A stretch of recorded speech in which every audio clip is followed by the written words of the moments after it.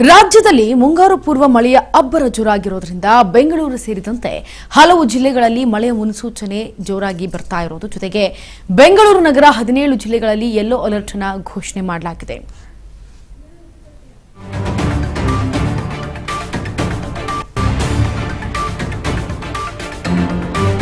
ಬೆಂಗಳೂರು ಸೇರಿದಂತೆ ಹಲವು ಜಿಲ್ಲೆಗಳಲ್ಲಿ ಮುನ್ಸೂಚನೆ.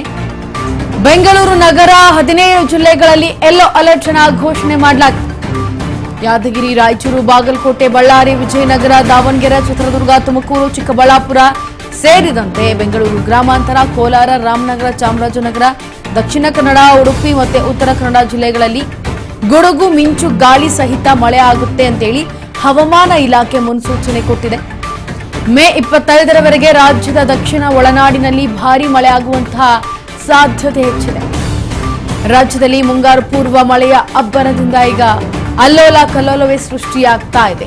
ಸದ್ಯ ಬೆಂಗಳೂರು ಸೇರಿದಂತೆ ಹಲವು ಜಿಲ್ಲೆಗಳಲ್ಲಿ ಮಳೆಯ ಆರ್ಭಟ ಜೋರಾಗಿರೋದ್ರಿಂದ ಎಷ್ಟೋ ಅವಾಂತರಗಳು ಸೃಷ್ಟಿಯಾಗ್ತಾ ಇದೆ. ಜನರ ಜೀವನ ಅಸ್ತವ್ಯಸ್ತಗೊಳ್ತಾ ಇದೆ. ಜನ ಓಡಾಡೋದಕ್ಕೂ ಕೂಡ ಹಿಂದೆ ಮುಂದೆ ನೋಡ್ತಾ ಇದ್ದಾರೆ. ಅಂತಹ ಪರಿಸ್ಥಿತಿ ಎದುರಾಗಿಬಿಟ್ಟಿದೆ.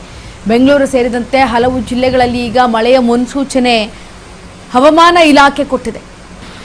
ಬೆಂಗಳೂರು ನಗರದಲ್ಲಿ 17 ಜಿಲ್ಲೆಗಳಲ್ಲಿ ಈಗ ಯೆಲ್ಲೋ ಅಲರ್ಟ್ ಅನ್ನು ಘೋಷಣೆ ಮಾಡಲಾಗಿದೆ. ಅದುವೇ ಯಾದಗಿರಿ, ರಾಯಚೂರು, ಬಾಗಲಕೋಟೆ, ಬಳ್ಳಾರಿ, ವಿಜಯನಗರ, ದಾವಣಗೆರೆ, ಚಿತ್ರದುರ್ಗ, ತುಮಕೂರು, ಚಿಕ್ಕಬಳ್ಳಾಪುರ, ಹಾಗೆ ಬೆಂಗಳೂರು ಗ್ರಾಮಾಂತರ, ಕೋಲಾರ, ರಾಮನಗರ, ಹಾಗೆ ಚಾಮರಾಜನಗರ, ದಕ್ಷಿಣ ಕನ್ನಡ, ಉಡುಪಿ ಮತ್ತು ಉತ್ತರ ಕನ್ನಡ ಈ ಎಲ್ಲ ಕಡೆ ಕೂಡ ಯೆಲ್ಲೋ ಅಲರ್ಟ್ ಅನ್ನು ಘೋಷಣೆ ಮಾಡಲಾಗಿದೆ. ಜೊತೆಗೆ ಗುಡುಗು ಮಿಂಚು ಮತ್ತು ಬಿರುಗಾಳಿ ಸಹಿತ ಜೋರಾಗಿ ಮಳೆ ಆಗುತ್ತೆ ಅಂತ ಮುನ್ಸೂಚನೆ ಕೊಟ್ಟಿದ್ದಾರೆ. ಇನ್ನು ಕೊಪ್ಪಳ ಹಾಗೂ ಗದಗ ಜಿಲ್ಲೆಗಳಲ್ಲಿ ಆರೆಂಜ್ ಅಲರ್ಟ್ ಅನ್ನು ಘೋಷಣೆ ಮಾಡಲಾಗಿದೆ. ಮೇ 25ರವರೆಗೆ ರಾಜ್ಯದ ದಕ್ಷಿಣ ಒಳನಾಡಿನಲ್ಲಿ ಭಾರೀ ಮಳೆ ಆಗುತ್ತೆ ಅಂತೇಳಿ ಹವಾಮಾನ ಇಲಾಖೆ ಮುನ್ಸೂಚನೆ ನೀಡಿದೆ.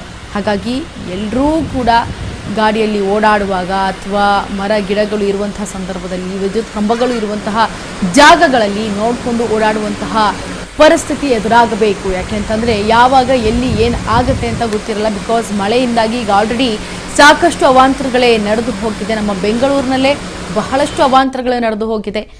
ಹಾಗಾಗಿ ಸ್ವಲ್ಪ ಜಾಗ್ರತೆ ಇರಲಿ. ಸಿಲಿಕಾನ್ ಸಿಟಿಯಲ್ಲಿ ಮುಂದುವರೆದಂತಹ ಮಳೆಯ ಅವಾಂತರ.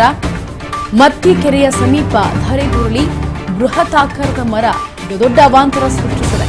ಸಣ್ಣ ಮಳೆಗೆ ಮರ ಬಿದ್ದು ಭಾರಿ ಅವಾಂತರ ಆಗ್ಬಿಟ್ಟಿದೆ. ರಸ್ತೆ ವಾಹನ ಸವಾರರು ಪರದಾಡುವಂತಹ ಪರಿಸ್ಥಿತಿ ಎದುರಾಗಿಬಿಟ್ಟಿದೆ. ಈಗ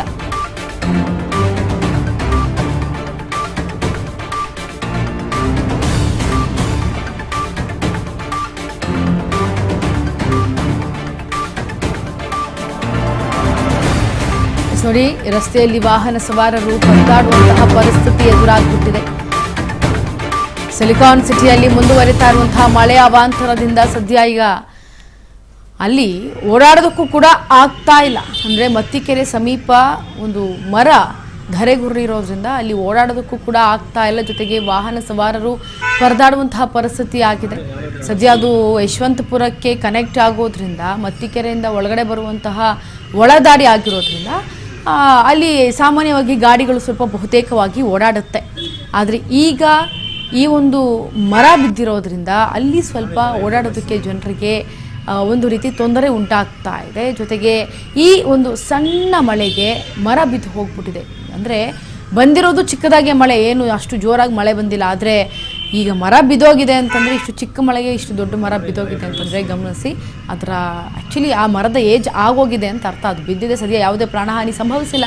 ಒಂದು ವೇಳೆ ಯಾರಾದರೂ ಓಡಾಡುವಾಗ ಅಥವಾ ಕಾರ್ನಲ್ಲಿ ಹೋಗುವಾಗಲೋ ಅಥವಾ ಗಾಡಿನಲ್ಲಿ ಹೋಗುವಾಗಲೋ ಮೇಲಿಂದ ಬಿದ್ದಿದ್ರೆ ಅಷ್ಟು ದೊಡ್ಡದು ಒಂದು ಮರದ ಕೊಂಬೆ ನೋಡಿ ಯಾವ ರೀತಿಯಾಗಿದೆ, ಎಷ್ಟರ ಮಟ್ಟಿಗೆ ಅನಾಹುತಗಳಾಗ್ತಾ ಇತ್ತು ಅಂತಂದರೆ ನಿಜಕ್ಕೂ ಸದ್ಯ ಯಾವುದೇ ಪ್ರಾಣಹಾನಿ ಸಂಭವಿಸಿಲ್ಲ. ಸದ್ಯ ಮಳೆ ಬರುವಂಥ ಟೈಮಲ್ಲಿ ಗಾಡಿ ಓಡಿಸೋದು, ಮಳೆ ಬರ್ತದೆ ಅಂತ ಸ್ಪೀಡಾಗಿ ಹೋಗೋದಕ್ಕೂ ಕೂಡ ಮುಂದಾಗಿರ್ತಾರೆ. ಅಂಥ ಟೈಮ್ಗಳಲ್ಲಿ ಇಂತಹ ಒಂದು ಎಡವಟ್ಟುಗಳೇನಾದರೂ ಆಗೋದಾಗ ಹೇಳೋಕ್ಕಾಗಲ್ಲ ಗ್ರಹಚಾರ ಅನ್ನೋದು ಯಾವ ರೀತಿಯಾಗಿರುತ್ತೆ ಅಂತ.